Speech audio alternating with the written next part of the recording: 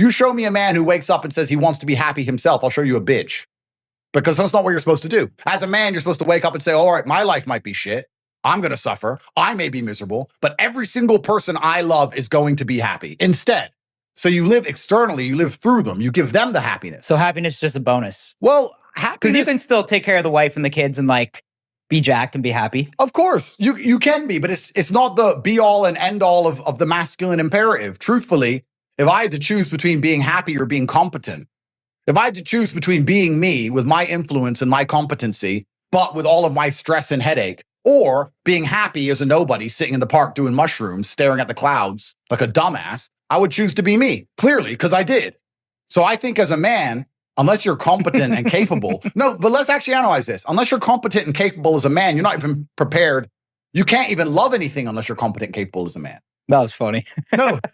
No, you're right, though. No, but this is important because this is why, you know, when girls have those loser dudes who are like saying, I love you so much, I love you. And the girl doesn't give a shit that the loser dude's telling her that he loves her. Why is that? Because the female is smart enough to understand on an intrinsic level that as a man, if you have no capability to give her things, if you have no competence, if you have no skills or use case, that your love is completely useless.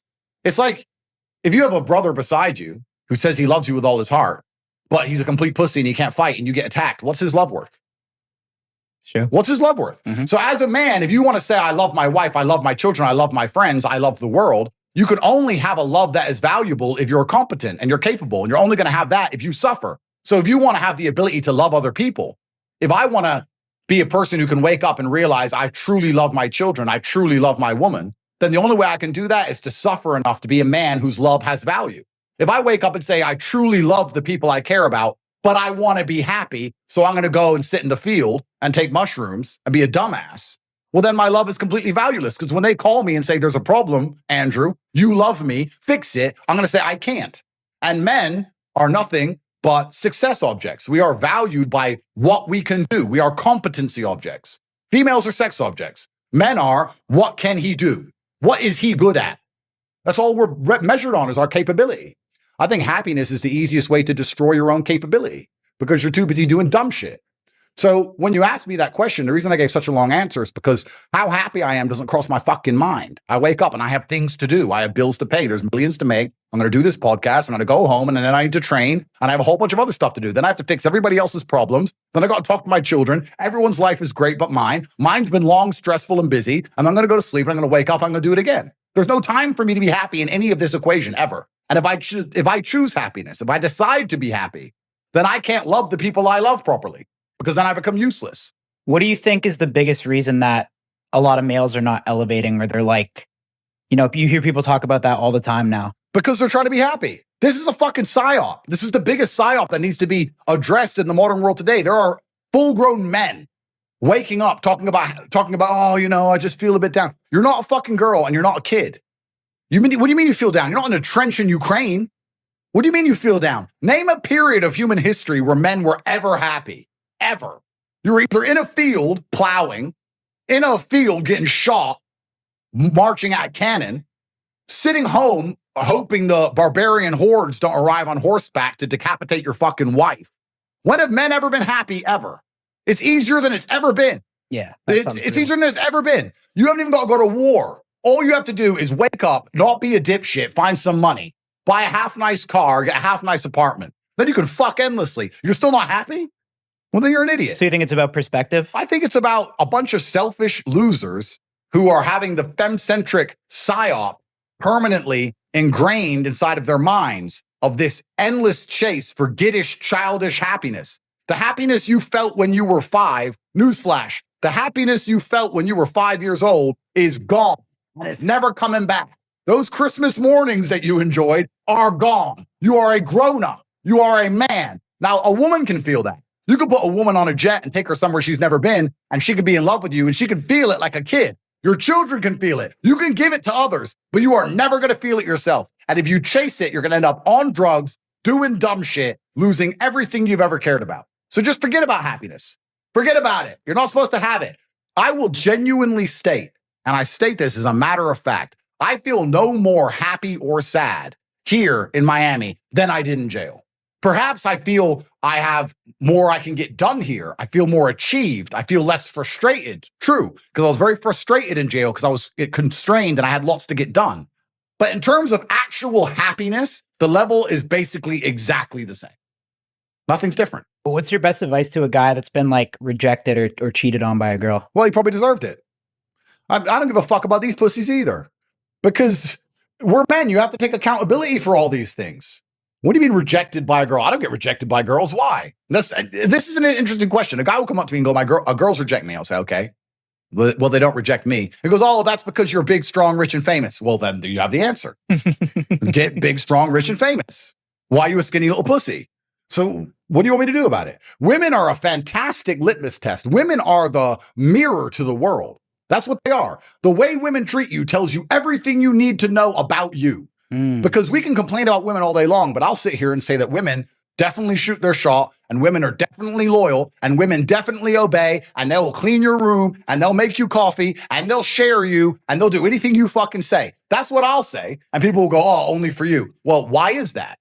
Because I'm highly achieved. So if you want to sit at home and be a loser and be a nobody and not try and not dedicate yourself and not suffer and not display value, and then you expect some fucking hot girl with all the choices in the world to choose you and give a shit about you crying that you're not happy, well, then you're a dipshit and you deserve to be cheated on and left. As a man, every single thing that happens to you in your life, you absolutely, completely deserve, including that woman cheating, because she wouldn't cheat on everyone. There are some complete whores, fine. But then we go deeper down the rabbit hole. If you're dating a girl who's a complete hoe who will cheat on absolutely every single man she's ever with, why are you even with her? Or why do you care when she cheats? Take her for a spin and say, I don't give a fuck. You're falling in love with tramps, and then you're emailing me for advice. Well, you're a dummy.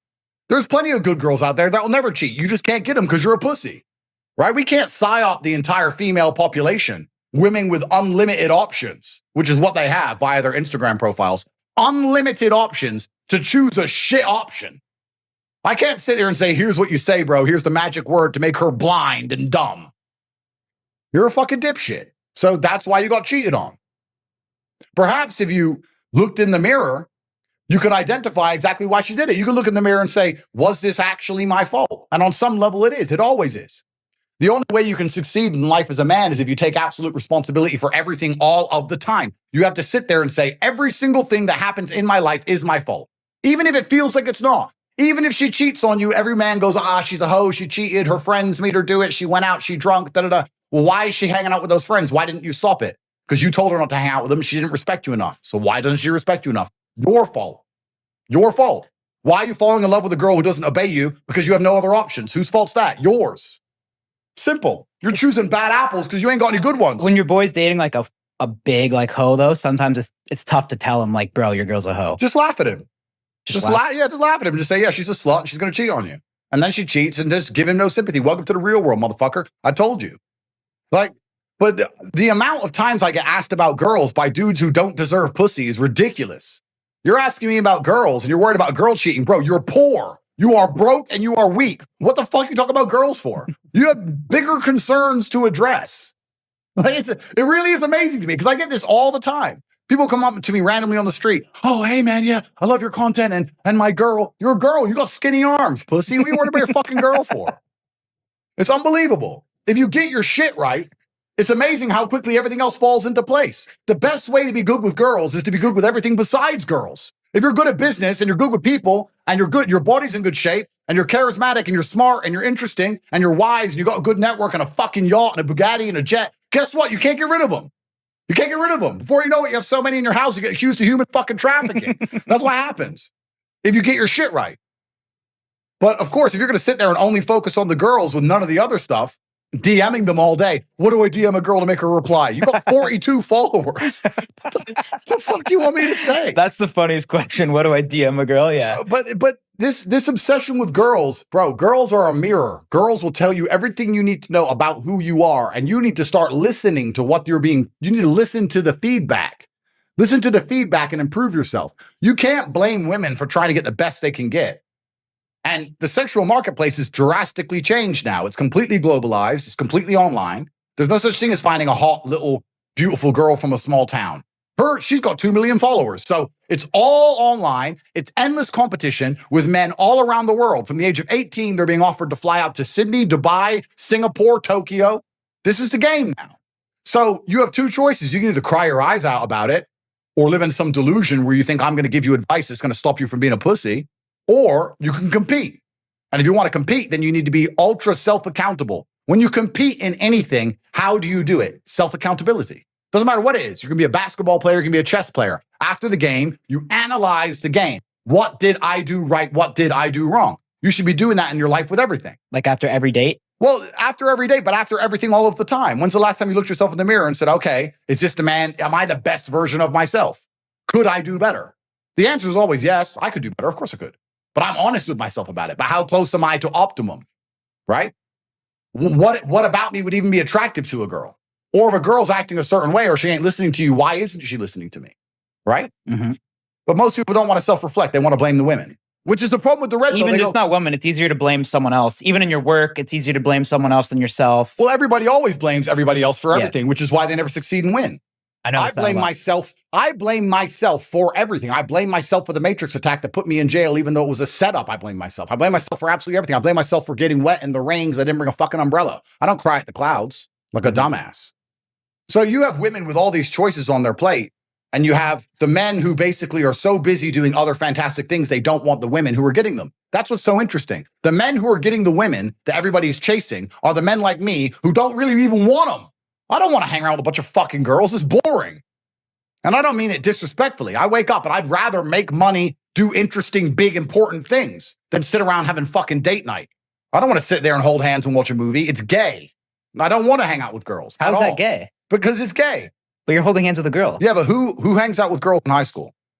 In high school? When you're in high school and you see a dude hang out with a bunch of girls, what is he? Oh, well, I mean, there's gay guys that have a lot of girlfriends. Right. But... So wait. I wouldn't say watching a movie with a girl's gay, though. No, the point I'm making is, as a man, obviously you have romantic interests with a female. Obviously you want progeny and children. Obviously we all feel love. We want to protect and provide the women we care about, of course. I understand all of that. But if you're a man who's truly busy in your empire building, you don't want to sit around with girls all day. You don't want to hang out with girls as your best friend. Your girlfriend doesn't need to be your best friend. She's your girlfriend. It's a very different category. I wake up every day. I'm with my brother. I'm with my guys. We have an empire. We have work to do. We have very important things to achieve. We work all the time. We get all of it done. My girlfriend's around sometimes, but there's none of this, me and my girlfriend are best friends. Let's hold hands. Let's watch movies. We have the same interests. That is gay. That's what gay dudes do. There's a whole bunch of men in relationships with girls who are gay. Yes. But straight men were too busy making enough money to have a third yacht. And then before you know it, all of the gay men who were chasing the real actual hot girls and getting ignored, those hot girls end up on our yachts. We're not chasing them. We're not hanging out with them as fucking friends. We don't care. You want to come? Yeah, okay. Yes, here's a dress.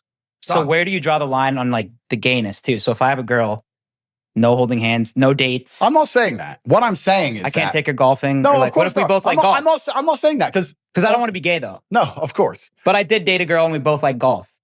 So now I'm kind of questioning my sexuality. Close. No, the point I'm making is that there's a lot of men who feel like and in fact, let's analyze this another way. Let me make it clearer.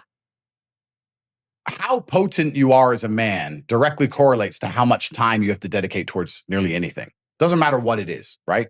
If you have strong alcohol, you need less of it to get drunk than if you have weak alcohol.